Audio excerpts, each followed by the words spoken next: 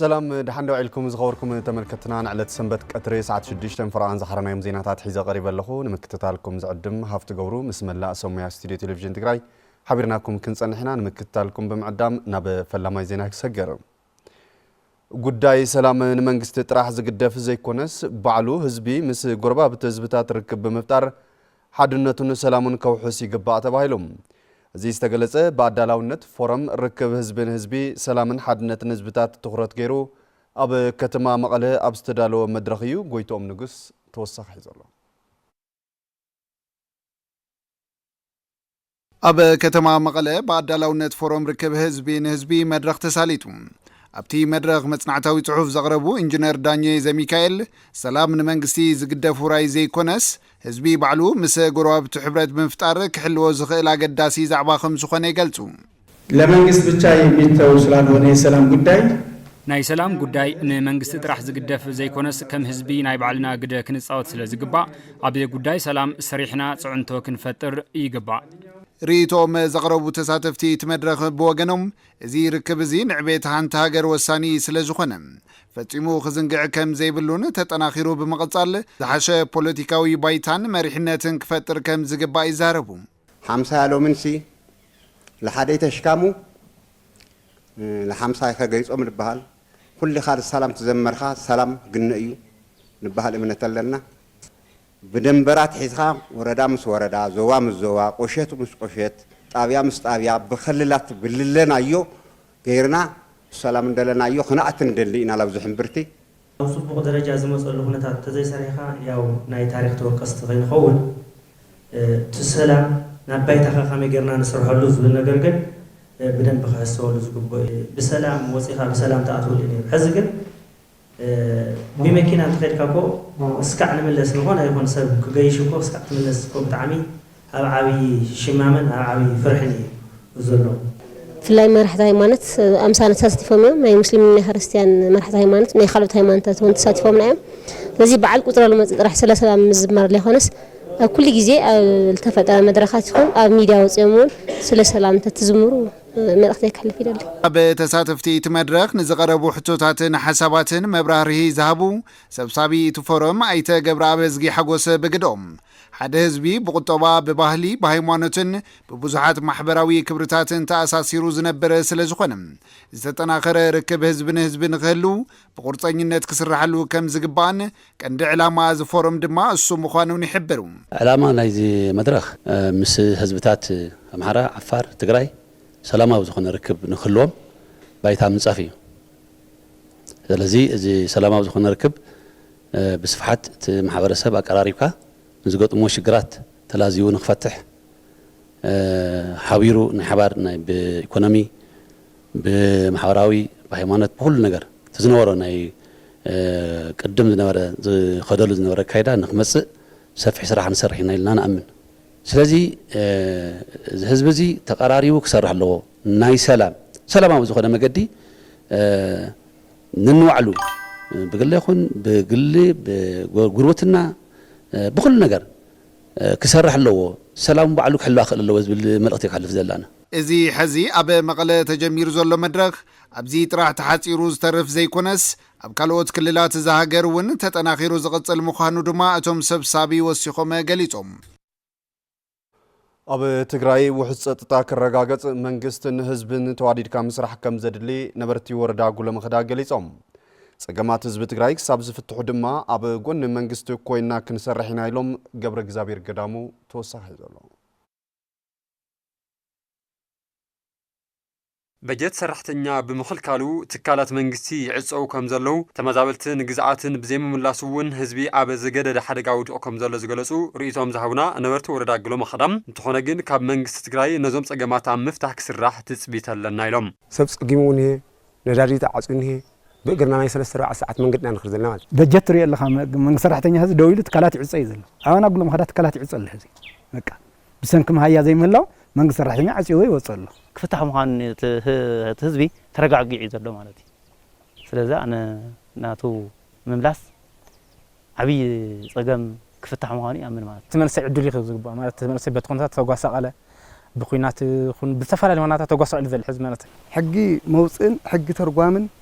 حتى بلا أبزي كقام يخلون ኣብ ትግራይ ፍትሒ ክነግስ ተሓታትነት ክረጋገፅን ክስራሕ ከም ዝግባእ ዝሓበሩ እቶም ነበርቲ ውሕፀታ ምፍጣር ድማ መንግስቲ ምስ ህዝቢ ተዋዲዱ ምስራሕ ከም ዝጠልብ ሓቢሮም ተፈናቀል ናብ ዓዲ ተመሊሱ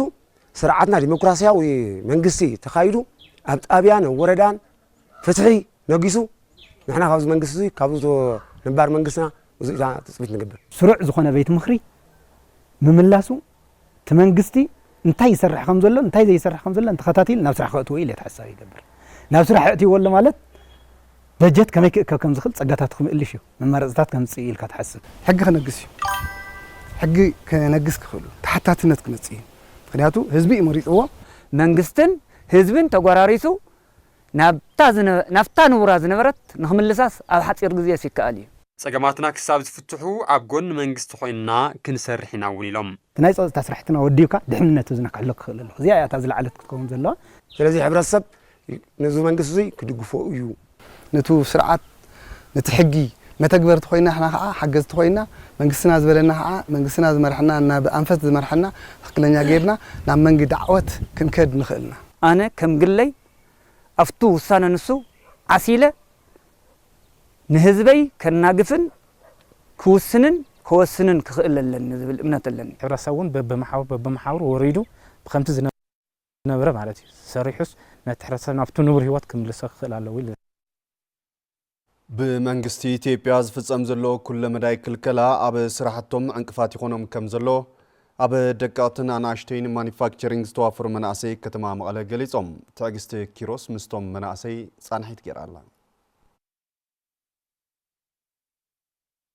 منأسي بركة كبريوت نبار كتما مقالة كفلة كتما حاولتي تاوي عدد عرأيو أبا العلوت كالات تمرتي بأكاونتينج بزل علوت يتمرقو كوين قنا أبا تكرايب استفاد رأس انت تاو كوينات سعيبو وعلى بريتريا بزيب في السامو بتي استمرقو اللمويا عدل سرح كركب كما زي كعلن بنايب علوت سعري ممرتي فساس سامنا جميرو أمن كس قصير كب كاب تمرت بكفتنيا مأرجة تمرقو زينيرا كاو لك عبز جزازي ترى هاي كفيلها زمت لو تسلزيلا عبز جزاز حصرت السلطنات بموساد ناوز صراحة كلاقل خيلية ما بقسيين استوهابنا 50 شيح نيو بسلطنا ملكعتو هاي بنان 50 شيح نو دمان نسرح من زخون دما 50 شيح ومنا نيرم بز مخنيات زي ز 50 شيحنا توسن دما كا حاوي 20 شيح وسيقه ب7 شيح جمير لهم نبي تسوي مورال نور تسفاو دقم نور سنو لبوناوي حفك الخيلي من اسي بركتن كالوت ابناي والكن سرح استوافر من اسي حاويسو ابل الحزب تግራይ ፍጸም ዘሎ ኩለ መዳይ ክልከላ ዝጀመርዎ ስራሕቲ ንምቕጻል ተጸጊሞም ከም ዝርከቡ ይገልጾም ሓደ ባንኪ የለን هم نبنا نسرحلو قرشي تايبنا مبالخالاي دما بزو مخنيات زي معصاونيو منقدتات كعصا خلو ناي كيميكال واغا بطعم يزوسخ كاب شوت سيزخونه خالاي منقد سيزخونه بطعمنا نخسر لنا بزو مخنيات زي وطات زي منم كسرح خال ولا قرشين تالي قرش كوصي خاله زوم كسرح زخول الدرجات لكواس انا بزو فولطو معرختي ناف سدت زخودلو بقى مالت خم تجادلتي بحدنتنا نديو تفرموا توع البريتوريا له حدنتنا بقالسنا ايو خنفرم خيلنا مالتي ግን በቃ እናው ለገደደ ሓደጋ ኢና ወዲቕና ማለት ትግራይ ብጣዕሚ ኣብ ለኸፈ ኩነታትና ነና ባንኪ ቅርሺኻ ኣውፂኻ ትጥቀመሉ ለይ ትኽእል حنا ዝኹላይ ስራሕ ወጪ የውፂና ስራሕ ፈጢርና ምናምን ኣብዚ ህዝብ ብጣዕሚ ጽልዋን ነና ኣብ ነዳዲ ቀረብ ብለይ ምህላይስ ድራፍት ሽሕሾሞንተ ብሓደ ግዜ ሓንቲ ጋሉ ነውሲኹ يرى معته مايت بقى انا وشح منامن وسيخو مالتي بانك عصوينا بكل بتايمو بحنت حنتس كتغلص ايتخلي هم تግራዋይ ኮይኑ ይልዞም ከም ማዓልቲ ለማዓልቲ ልሻጋረሎም በ هم ሓንቲ ጓንሴቲ ቆልዑ ሒዝኻ ኑሮ ላመራሕኻ እሞ ምንም ኣታው ኣለልኻ ሰዓት ብጥንካሬ ንሓልፈለና ካውዝ ለዓብ ፈተና እኮ የለይ ካውዝ ለዓብ ምቅላስ ላይ የለይ እቶም መንእሰይ እቲ ሕዚ ኣብ ትግራይ ዘሎ ኩለ መዳይ ጸገም ሓድነት ካጠናኺርካ ብምቅላስ ከም ዝስገር ሓቢሮም መፍትሕ ተዘይሰራሕኻ ብምርሓቕካ ጥራሕ ችግር ዝፍታሕ ይኽእል ምክንያቱ እስኻ ተሪሕቕካ ተወፅኻ ንስኻ ነፃ ክትኸውን ትኽእል ኢኻ ግን መብዛሕት መንእሰይ ክቁፅር ከሎ ቤተሰብ ስድራ ቤት ኩሉ ዘሎ እዚ ኣነ ድማ ዝመንፀ ይምፃእ ችግራት ምስ ማሕበረሰብ ኢዳ ተጋፈጥኩስ ካብ መጨረሻ ክፀንዕ ሓድነት ህዝቢ ትግራይ ምፅኻ ቃልስኻ ምንፃር እዩ ተረዲኻኒ ስለዚ እስካዕ ክንድኡ ክንከዲና ማለት እዩ ከም መናእሰይ ብመሬትና ሞለለ ከም ተጋደልቲ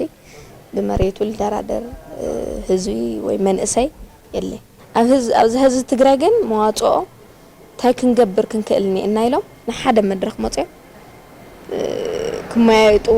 كرادو كخلني وميلي الحسانة بمل أنا تجارو مالتي بقى لدلنا حنت نجار فينا حدنات ناس يتون فينا حنت ومبر فينا لا أنا التك من سراحي كل بل محبر رديت التجراي مس شاريتي ووتر بمتحببار أب وردار يعزبوت أبيع ماتشارة بالعلي 6 مليون بر هنسات مستمايت سرح حكمه الله فليتام تسفايت هادسة كذا انجرا كرمان ورقة تنادد كالا سماي فسات كاخة تنادد بك أبو وردا راي عزبوت أو يا ماتشارة فولي بوتا عدو الجرات نركب نبرتز كبابي بحسرة ماي ننو حوانات إنها تسقمو مصنحهم يقلصون عدو الجرات خون دا ماتشار إرهود لهم مايك قادح مالتي بوتاو نا حد ساعتي تخدا حد ساعات تملس حد ساعتي أدوسلني زون لما أنت إنها قلقلاني خلت جركان ندو علي تكملني خلت جركان ندوزون عدنها مرة تكملني أرايت بلعنا ولا سيسي يبلنا بقاليت مرت يدركوا علينا حتى ولادنا بتعم دات مرت كاين سدا بشجر ماي تاقالنا دامورا كاين سدا بشجر ماي كما عاتيا دات مرت اسمع زما ساعات حلف له أوز عدز قلنا ما يشجر بمهلاي حمامات يقاتنين نعملت أوزس بتجازاي تحسي خنيس تقول رخاقس تماي روخا تحضري ماي مالت حمقا عصح زكالي ما يخات حصاي صوم كالي ما يخات حصاي كله ولا رات نبرخه ما يخات حصاي حنا ግን بما شجر كله بقى نطقملو ነገር ይብልና ኣብ ከባቢኦም ማሕበር ረድኤት ትግራይ ምስ ቻሪቲ ወተር ብምትሕብባር ትህንጾ ዘላ መስተማይ ንነውሕ እዋን ዝነበሮም ሕፅረት ቀረብ መስተማይ ዝፈትሕ ምዃኖም እቶም ነበርቲ የረድኡ ማይ ሞጽልና لا فحرنا لا تحقوسنا فحرلنا سرحلنا حزبنا ودبنا طرنفنا مخرنا معدنا بدنب قاتر مسليتي وارديانا مرصنا نحلينا بطعمي تحقوس ايغلص يعني يقصل لنا نيل ماريت بطعمي يقنيلنا بطعم حقوس لنا جنا ستنا جس بطعم حقوس لنا حزي هندر ستنا يقصر لنا يو اتحاور مستماي وردا راي عزبو ايتسراج محمد اتزهن زلو مستماي 4600 وغنات كغلغل مخاني يحبروم أوردنا لا عسرت حرت أبياتات الله كفتن عسرت حرت أبياتات تقد ماي ممارس ليبلا زيادة أبيات مشارة يا مالك أنا ما يسقم عوي سقم النور يوت أبيازي كابزي توكسو أقاتامي ياو مارت ياو يغني لنا النايو بنفشاري ياو تتكم حرت السب 4600 ياو تتكم كوني بال تسفنينا كاو توسعون انساون لا 5000 شمنت 8 خلتي انسساون ياو تتكامل كون بزي تسفانينا مالتيو اب محبر رئيت تግራይ اتحابار تنصت مستماي انجنرال غانش ابرام اتهنصت مستماي بالعلي 6 مليون بر سرح زلو مخاني يገልጻም عمي غرغواد زي كافت غرغواد جميرو ناوزي 4.7 كيلومتر ወይ ድማ 4700 متر تزرغخ ناوزي خمص مالتي سولار يخسرح منيات ناي سولار سراحتي اب عدغيتሎ سون قلطفنا خنودينا إنا نزلنا 100 لتر ويدما 100 متر كيف جاني زسرحي نريء زلنا جاني نزوزين هي بروجكت نمسرح لعلي 61 مليون ايو تبجيتلو ناي حبرتسب تساتفو ناي مارت ناي خليو تاكيو مالتيو مارت مس چاريتي وتر كوينو مالتيو إنا نسرح زلنا زيناتات سنبت بقطتا اب مكتتال تركو زخوركم تملكتنا حرياكم تلفزيون تግራይ ጌርኩም ተከታተሉና ስለዘለኹም ድማ ክብረት ያብልና በመባል ናብ ዝቕፅል ዜና ድማ ከስግረኩም ቢሮ ኢንዳስትሪ ትግራይ 6.5 ሚሊዮን ብር ዝዋጎም 14 ማሽነሪታት መስፈይ ጨርቃ ጨርቂ ንኮሚሽን ሓርበኛታት ትግራይ በሓገዝ ከም ዘበርከተ ገሊጾም ኮሚሽን ሓርበኛታት ትግራይ ድማ ዝተረኸበ ማሽናት ንኣብያተ ጽሕፈት ሓርበኛታት ከተማታት ዓድዋን ፍሮይንን ኣበርኪቱ شويت مول العالم توسخ حزاله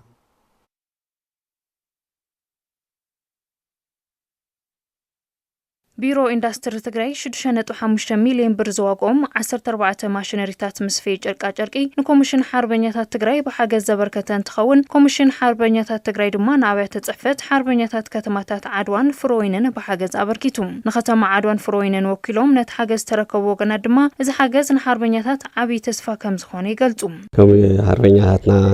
ጽሕፈት ቤት በተለይ ድማ ናይ ክልልና ኮሚሽን ሓርበኛታት ናይ ክልልና ናይ ቢሮ ኢንዱስትሪ ከምዚ ዘለ እንተቀጽሉ ሓርበኛታትና ተስፋን ብምፍጣር ሕብረተሰብና እውን ሓርበኛታት ናይ ሕብረተሰብ ውጽኢት ስለ ዝኾኑ ሕብረተሰቡን ተስፋ እዩ ዝገብር ተስፋ እንተገይሩ ድማ ክልልና እውን ናብ ንቡር ክመልስ ዝኽእል ስራሕቲ ኢለ ዝኣምን ብመጀመርታ እዚ ተገይሩ ዘሎ ሓገዝ ንቢሮ ኢንዱስትሪ ክልል ትግራይ ብጣዕሚ ዓብይ ክብሮትን ምስጋናን ኣለኒ ካብኡ ብምቕጻል ተን ማሽነራት ያው ቅድም ኢሉ መልሚልኩም ሰው ሞያታት ኣዘጋጅኹም ስለዱ ብዘበለና መሰረት ናይ ከተማ ፍሮይኒ ዳርጋ 90% ሰው ሞያ እዮም መስርሕ መሸጥን ቦታውን ዝተዋሃቦም ዝተዳለወሎም ስለ ዝኾኑ ኣብኡ ኸይደን ንእሽተይ ከሸግራ ይኽእል እየን ኢለ ኣይሓስቢ ኣብ ከምዚ ዓይነት ሰናይ ተግባር ክንረባረብ ኣለና ኢለ መልእኽተይ ከመሓላልፍ ይደሊ ቢሮ ኢንዱስትሪ ትግራይ ዘበርኮቱ ሓገዝ ሓርበኛታት ዓርሶም ክኢሎም ኣብ ዘፈር ማኑፋክቸሪንግ ክሰርሑ ዕላማ ብምግባር ንኮሚሽን ሓርበኛታት ትግራይ ዝገብሮም ዝነበረ ሓገዛት መቐጸልታ ምዃኑ ምክትል ሓላፊ ቢሮ ኢንዱስትሪ ትግራይ ኣይተ መሓሪ ገብረ ሚካኤል ይረዱ ተኒ ዕርየን ክብር ዝበላ ዋጋ ዘለዎን ዘናይ ጎልፎን ካልኦት ተመሳሳሊ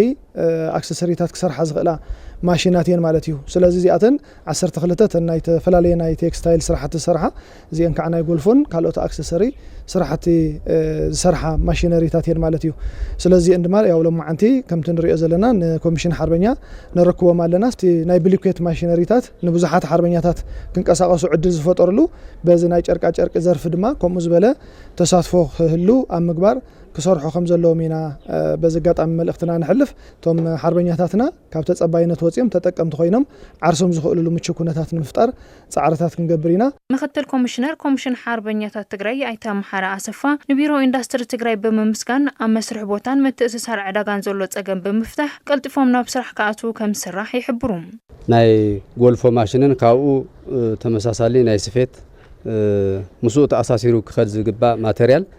ካብ ቢሮ ኢንዱስትሪ ተረኪብና ኣለና ክብድ ዝበለ ማሽን እዩ ስራሕ ዘድልዮ እዩ ስልጠና ዘድልዮ እዩ ናይ ዕዳጋ ኣክሰስ እውን ዘለዎ እዩ ስለዚ እዚ ጥንክር ኢልና ብደንቢ ተወዲብና ተሓጋጊዝና ተሰሪሕናሉ ቶም ማሕበር እውን መሬት ክረኽቡ መስርሒ ክረኽቡ ቦታ ሞያዊ ሓገዝ ክግበረሎም ሓቢርና ምስ ቢሮ ኢንዱስትሪ ናይ ሓባር ስልጠና ዝግበረሉ ኩነታት ኣመቻችና ቀልጢፎም ናብ ተግባር ዝኣትሉ ኩነታት ክንፈጥር ኩለና ውዚ ክንተሓባበር ይግባእ እተን ማሽናት ምስፈይ ጨርቃ ጨርቂ ኣብ ክልተ ማሕበር ንዝተወደቡ 20 ጀጋኑ ሓርበኛታት ዝውሃብ እንትኸውን ን3 ዓመት ዝጸንሕ ምዃኑ ድማ ንምፍላጥ ተኻኢሉ ኣብ ዞባ ደቡብ ትግራይ ኣብ ዝሕዚ እዋን ብዘሎ ዝሐሸ ሽፋን ማይን ደጋፍ መስኖን ብዘራእቲ በልጊ ካብ ዝተሸፈነ ተሓራሲ መሬት ብተወሳኺ ኣብ እዋን ክረምቲ ዝሐሸ ፍርያት ንምሕፋስ ዘኽእል ቅድመ ምድላው ከም ዝተወገነ ሓላፊ መምርሒ ልምዓት ሕርሻን ገጠርን እታ ዞባ ኣይተ መልኣኩ ግርማይ ገሊጾም ኣብታ ዞባ ኣብ እዋን ኣዝመራ ብዘራእቲ ክለምዕ ካብ ዝተተሓዘ 145,000 ሄክታር መሬት ዛጊደ ልዕሊ 48,000 ሄክታር መሬት ይለምዕ ምህላው ዝጠቐሱ እቶም ሓላፊ መፍረይነት ንምዕባይ ልዕሊ 80,000 ኩንታል ዘመናዊ ድኹዕን 33,000 ኩንታል ሙርጻት ዓሌት ዘራእትን ሓረስቶት ከም ዝተኸፋፈለ ኣረድዮም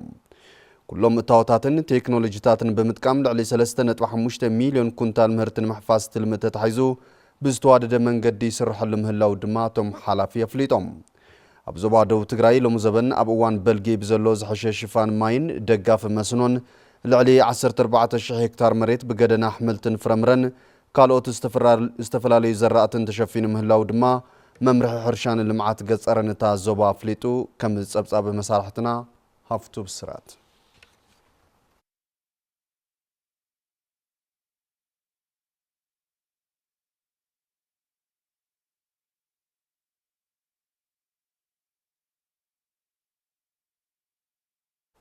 ክብርታትን ጸጋታትን ቅዱስ ያሬድ ክዕቀቡን ናብ ወለዶ ክሓልፉን ከም ዝግባእ ተገሊጾም እዚ ዝተባሃለ ዝኽሪ መበል 1442 ዓመታዊ ክብረ በዓል ምስዋር ቅዱስ ያሬድ መሰረት ገይሩ ደብረ ሲና ቅዱስ ያሬድ ቤተክርስቲያን መቀለ ምስ ሀገረ ስብከት መቀለ በመተባበር ኣብ ዘካየዶ መንፈሳዊ ዋዕላ እዩ ፍስሐ ጽዮን ገብረ አበዝጌ በዝርዝር ሒዝወሎ ዓመታዊ ክብረ በዓል ቅዱስ ያሬድ ዝተሰወረሉ ዝኽሪ መበል 1442 ዓመት ደብረ ሲና ቅዱስ ያሬድ ቤተክርስቲያን መቀለ ምስ ሀገረ ስብከት መቀለ በመተባበር ዝኽሪ ቅዱስ ያሬድ ንዘለዓለም ብዝብል መንፈሳዊ ዋዕላ ተኻይዱ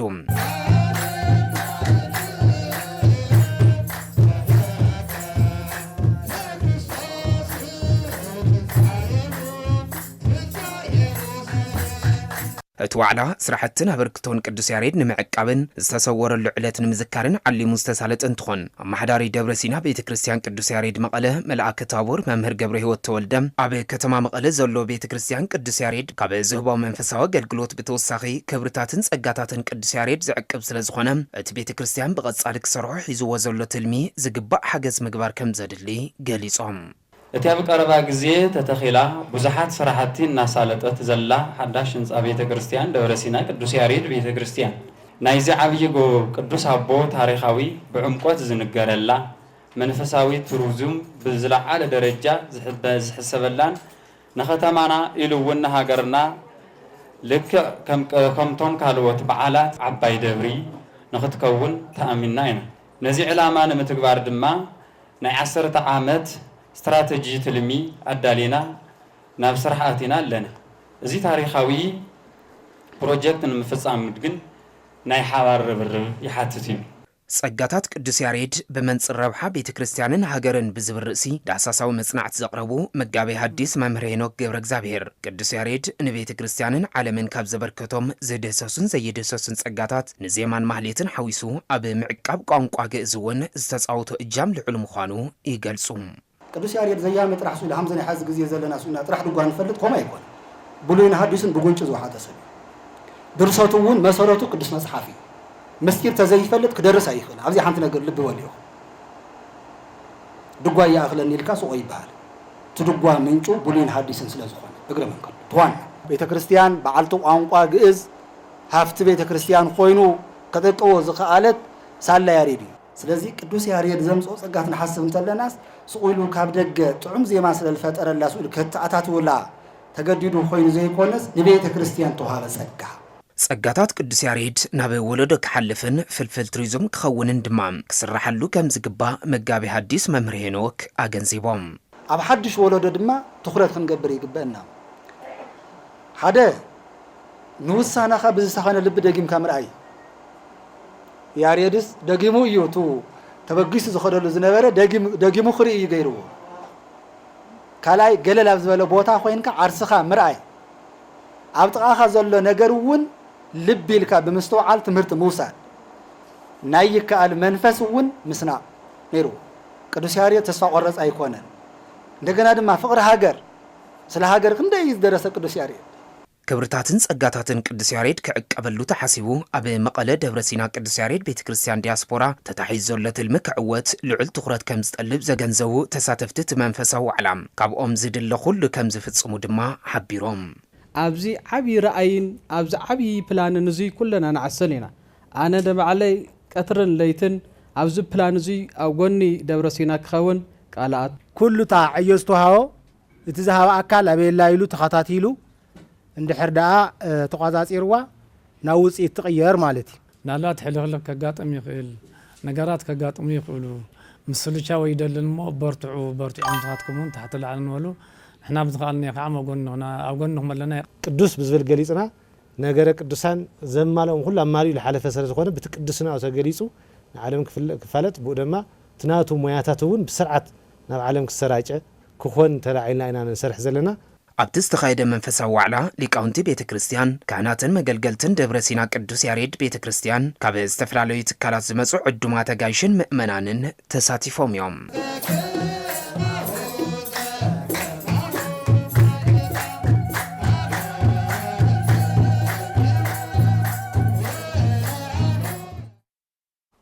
ማሕበር ሕብረት ስራሕ ወላ ኣብ ፈታነ እዋን ኮይነን ዕድል ስራሕ ንምፍጣርን ቁጠባ ሕብረተሰብን ንምንቕቃሕን ዕዙዝ ተራ ከም ዘለዎን ተገሊጹ እዚ ዝተገለጸ በአሰናዳእነት ዕቋርን ልቃሕን ዩኒየን ጮምዓ ፋና መናእሰይን ሚዛንን ኣብ ዝተሳለጠ መድረኽ ልውውጥ ተመክሮ እዩ ታደለ ዳኘው ንዘዋደዶ ጸብጻብ ፍስሐ ጽዮን ገብረ አበዝጊ ከምሳብ ቀርቦዩ በአሰናዳእነት ማሕበራት ሕብረት ስራሕ ዕቋርን ልቃሕን ዩኒየን ጮምዓ ፋና መናእሰይን ሚዛንን ኣብ ከተማ መቐለ መድረኽ ልውውጥ ተመክሮ ተሳሊጡ ሓላፊ ኤጀንሲ ማሕበራት ሕብረት ስራሕን ልምዓት ዕዳጋን ትግራይ ኣይተ ብሩህ ዘፈሩ እተን ማሕበራት ኣብዚ ፈተና እዋን ኮይነን ዕድል ስራሕ ንምፍጣርን ቁጠባዊ ጸገማት ሕብረተሰብ ንምቅላልን ግደአን ይፍጽማ ከም ዘለዋ ይገልጹ ኢኮኖሚ ለውጥ ክመጽእ እንድሕር ኮይኖም ትግራይና ተመክሮ ናይ ግድን እዩ ካብ ተሓሳስባ ለውጥ ዝመጽእ ማለት እዩ ገንዘብ ዘይኮነ ዝቅድምስ አተሐሳስባ ይዝቅድም በሐባር ተሐጋጊዝካ ናይ ትግራይ ኢኮኖሚ ንምልዋጥ ቫይብራንት ዝኾነ ወይ ምንቅስቃስ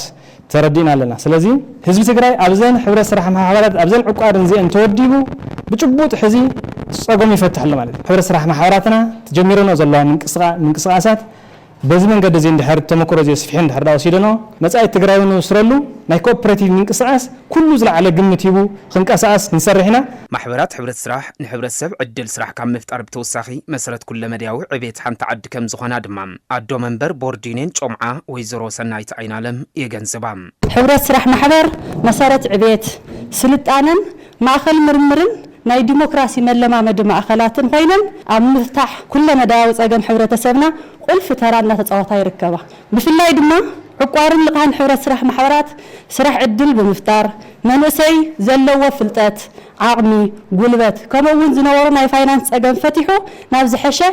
ናይ ኢኮኖሚ ምንቅስቃስ ንከኣትዋ ዓብይ በርን መንገድን ዝኾና እየን ሕብረት ስራሕ ማሕበራትና እቲ ዝተገበረ ልውውጥ ተመክሮ ብፍልጠትን ኣሰራርሓ ፋይናንስን ብምሕጋዝ ሓቢርካ ንምዕባይ ዝዓለመ ከም ዝኾነ ድማ ምክትል ፈጻሚ ስራሕ ዕቋርን ልቃሕን ፋና መናእሰይ ኣይተ መንግስቱ ብርሃነ ይጠቕሱ ኣብ ልሕሸ ምንቅስቃስ ዘለዋ 50 ማሕበራት ካብ ሕድሕደን ክልተ ኣመራርሓ ሒዘን ላብ ዝተመክሮ መፅአን ኣለዋ እዚ ተመክሮ ብዋናነት ጥምረት ንምፍጣር እዩ ኣብ መዋፅኦ ትግራይስ ሃፍትታት ተዘይ ተወዲኦም እትና መጀመርያ ሃፍቲ ሰብ እዩ ሰብ እንደገና ልዕሊ ኩሉ ኣብ ሕብረት ስራሕ ማሕበራት ዝዓሰል ናይ ዕቋርን ልቃሕን ጠቕላላ ስራሕቲ ነቲ ሕብረተሰብ ዝምጥን ብድልየቱ መሰረት ክነቕርበሉ ኣብ ልደለዮ ተወዲኡ ኣብ ልደለዮ ዝመረፆ ማሕበር ተወዲኡ ዓርሰ ምርኮዛ ከረጋግፅ ዘኽእል ዓይነት ተመክሮ ኢና ሂብና ዘለና ኣብ ምሕደራት ዘመናዊ ፋይናንስን ኣዋሃባ ግልጋሎትን ክእለትን ፍልጠትን ዘስንቕ ተመክሮ ከም ዝጨበጡ ድማ ተሳተፍቲ እቲ መድረኽ ይዛረቡ ከምዚ ብዕድመ ዝጸገባ ብሞያን ብብዙሕ ስነ ምግባርን እንፈልጠን ኣብ ቅድሚት ደረጃ እንሰርዐን ትካላት ሚዛን ከምኡውን ፋና ዕቋርን ልቃሕን ለካይድኦ ተመክሮ ልውውጥ ዝበለጸ እዩ በተለይ ንሕና ጀመርቲ ከም ህዝባዊ ዕቋርን ልቃሕን ሒዛ ክናገር ተለኹ ጀመርቲ ምስ ምዃንና ንዓና ብዙሕ ትምህርቲ እዩ ለውጢ ክመጽእ ተኾይኑ ከም ዕቋር እዩ ዓቂርካ ትልቃሕ ተለቂሕካ ካል ሕሾ ህይወት ትፈጥር ማለት እዩ ድማ አንተ ሓሊፉን ተመክሮ ያ ኩሉ ግዜ በብግዚኡ አፕዴት ትገብረለካ ምስ ግዚኡ እውን ክትጓዓዝ ይግባእ ስለዚ ጮምዓ ዝተሓብሮ ናይ ፋና ናይ ሚዛን ዓበይቲ ማሕበራት ዝሕልፎ ዘለዋ ተመክሮ እንተን ካልኦት ድቕቕ ዘላ እንደገና ዓብይ ጉልበት ምዃኑ ካብዚ ወሲድና ድማ ናብ ክንጥቀመሉ ከም ዝግባእ ብዙሕ ተመክሮ ቀሲምና ኣለና ዝኸበርኩም ተመልከትና ንዕለት ሰንበት ቀትሪ ሰዓት 6 ፍርኣን ዝሓረናዮም ዜናታት እዞም ክሳብ ሕዚ ዝተኸታተልኩሞም ይመስሉ ነይሮም ስለ ትምክትታልኩም ክብረት ሃበልና በብዘለኹሞ ብሩኽ መዓልቲ